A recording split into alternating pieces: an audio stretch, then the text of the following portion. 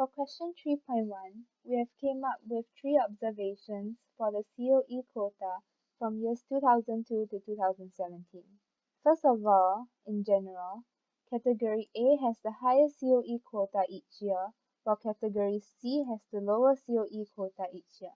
Secondly, in general, Category A has the most significant changes through the years. Meanwhile, Category D has the least significant changes through the years. This shows that the COE quota for Category A is volatile and Category D is more stable. Thirdly, in general, during a certain period, all the categories except for Category D would experience the same changes. For example, let's look at from years 2002 to 2004. As you can see, all categories except for Category D are increasing each year. Now let's look at from years 2006 to 2011. As you can see, all categories except for Category D are decreasing each year. For question 3.2.1, we have concluded that Category E has increased the most in terms of average premium compared to the other categories. The increase in Category E premiums for this round of bidding could likely be caused by car buyers rushing to purchase their cars before the Euro 6 emission standards takes effect in September 2017. For question 3.2.2, we have discovered that Category D has the least changes in terms of average premium compared to the other categories. This is since the graph for Category D is the most stable, as the demand and supply do not fluctuate as much. Category D has experienced the biggest drop in terms of average premium compared to other categories. The average premium prices drops when the supply of COE is more than the number of motor vehicles bought, causing a downward pressure on price. For example, if the economic environment in Singapore remains poor, companies would be looking into using their old vehicles or buying second-hand ones instead of spending on new vehicles. Therefore, the premium price will drop as the supply of COE will be more than the number of vehicles bought. For question 3.2.3, we are using this graph in which the line represents the average COE premium and the bar represents the bid success. To answer the question, we have discovered that the category with the highest number of transactions is Category A in 2006 with 59,320 successful bids. In the same year, the average premium pricing was 11,187. Next, the category with the lowest number of transactions is Category C in 2012, with 4,176 successful bids. In the same year, the average premium pricing for Category C was 55,150. From this graph, we can see that there is an inverse relationship between the number of transactions and the premium pricing. This is because when premium pricing increases, it becomes more expensive to purchase a car. Thus, the number of transactions drops. Likewise, when premium pricing decreases, it becomes cheaper to purchase a car. Therefore, the number of transactions will go up. Next, for question 3.2, we came up with 2 new business questions. Our first question is, for Category C, in which year was the average premium the highest and what is the cause of it? The highest average premium of Category C was 60,342 in 2013. In 2013, the premiums reached the highest record due to a large increase in deregistration of the commercial vehicles. Our second question is, which category has the lowest average premium and what is the cause of it? From 2002 to 2017, Category D, which represents motorcycles, has the lowest average premium of 2,147. The low COE premium reflects a low demand in motorcycles as compared to other vehicles. The low demand then drives the COE premium down. For question 3.3, we have came up with 3 new business questions. Our first question is, why was there a sudden decrease in bid success? In order to answer this question, we will have to look at the relationship between bid success and COE quota, as well as the relationship and trend of average bid success and premium. Firstly, let's look at the first chart. The line represents the COE quota and the bar represents the bid success. As you can see from this chart, the number of successful bids has a direct relationship with the average COE quota, since the COE quota is the number of COE available for bidding. Next, let's look at the second graph. The line represents the average premium and the bar represents the average bid success. As you can see from the second graph, from 2005 to 2008, the extremely low COE prices has led to a significant increase in successful bid and higher car sales. In order to regulate and reduce the number of cars on the roads after that, the LTA might have decreased the COE quota, which leads to the decrease in successful bids. Our second question is, what is the relationship between the average number of bids received and the average COE quota? What is the reason for this relationship? To answer this question, let's look at the first graph. The line represents the average COE quota and the bar represents the average bids received. From this graph, we can see that there is a direct relationship between the average number of bids received and the average COE quota. To explain the reason behind their relationship, let's look at the second graph. The line represents the average COE quota and the bar represents the average COE premium for each category.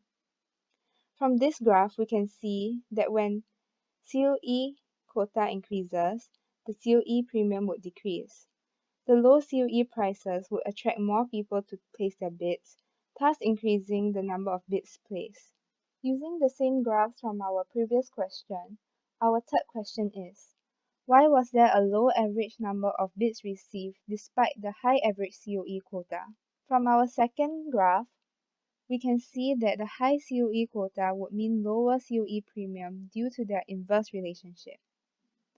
In May 2015, LTA has announced an increase of COE quota from June to October.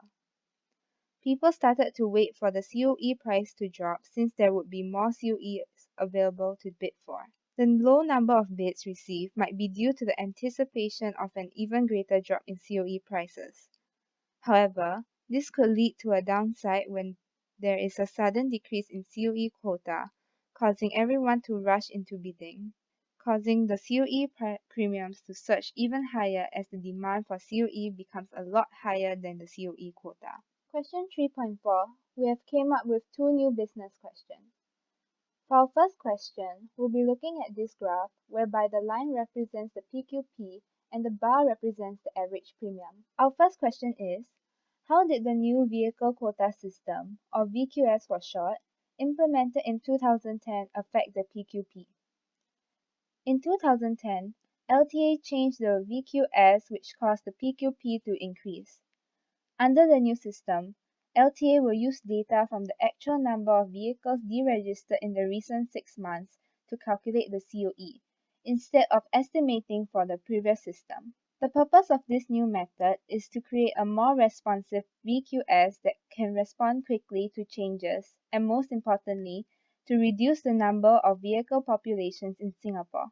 The vehicle growth rate has been rapidly increasing, from about 2.8% from 1990 to 2008, and the acceptable rate is only 3%. Hence, at the beginning of the implementation, LTA decided to decrease the COE quota to slow down the rapid growth of vehicle population in Singapore. This caused COE premium and PQP to increase significantly.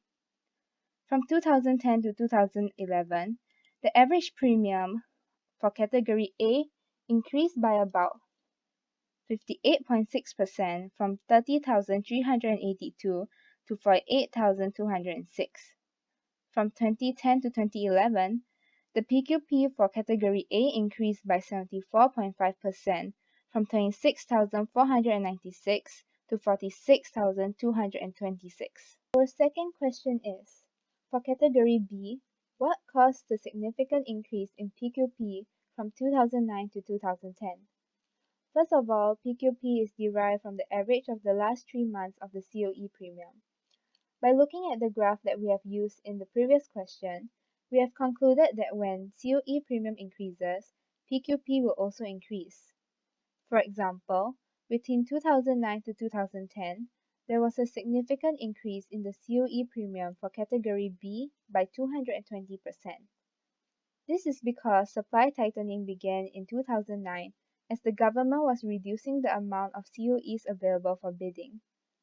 The limited supply of COEs available for bidding would cause the COE premium to increase, since there is an inverse relationship between the COE quota and the COE premium. This relationship can be seen in the second graph, whereby the line represents the average quota and the bar represents the average premium. Therefore, the increase in COE premium will cause an increase in the PQP. For question 3.5, we have came up with two new business questions. Our first question is, what is the relationship between COE quota and its premium? As you can see from this graph, the general trend for COE quota and COE premium is an inverse relationship.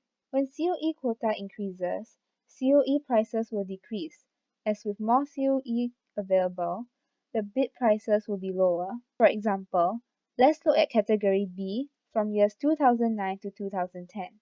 During this time, when COE quota decreased by 33%, COE premium increased by 220%. However, there might be other factors that affect this relationship, such as a change in regulations or financial crisis. For our second question, we'll be using this graph whereby the line represents the COE quota and the bar represents the COE premium.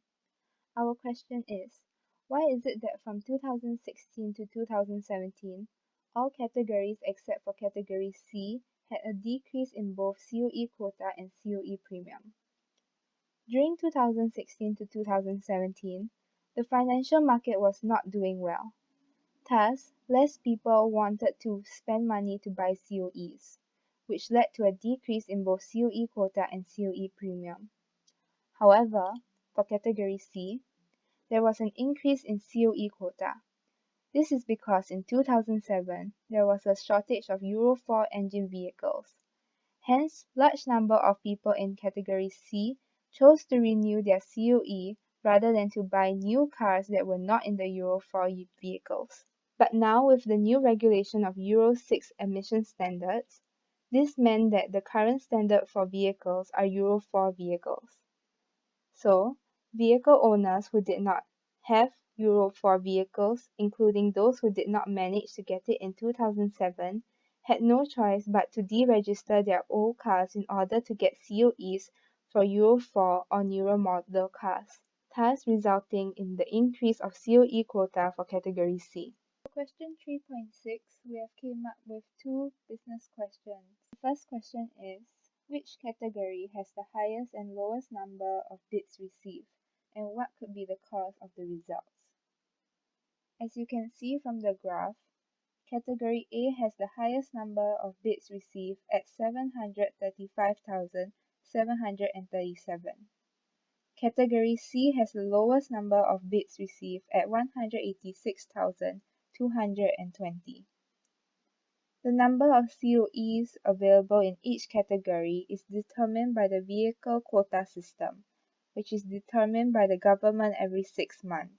Car buyers would then bid against each other to win a limited number of COE. Thus, the number of bids received would be affected by the number of COEs available. Our second question is, how is the average premium of COE related to Singapore's GDP? In this case, we would be looking at Singapore's GDP from years 2007 to 2016. Therefore, we will be only required to look at the data from years 2007 to 2016 for the average premium of COE. From these two graphs, we have concluded that in general, Singapore's GDP and the average premium of COE has a direct relationship. From 2009 to 2010, when Singapore's GDP increased by 22.87%, the average premium of COE also increased by 184.33%. The reason for this relationship could be because when people have a higher income and are able to afford more, they would be willing to bid more in order to obtain the COE.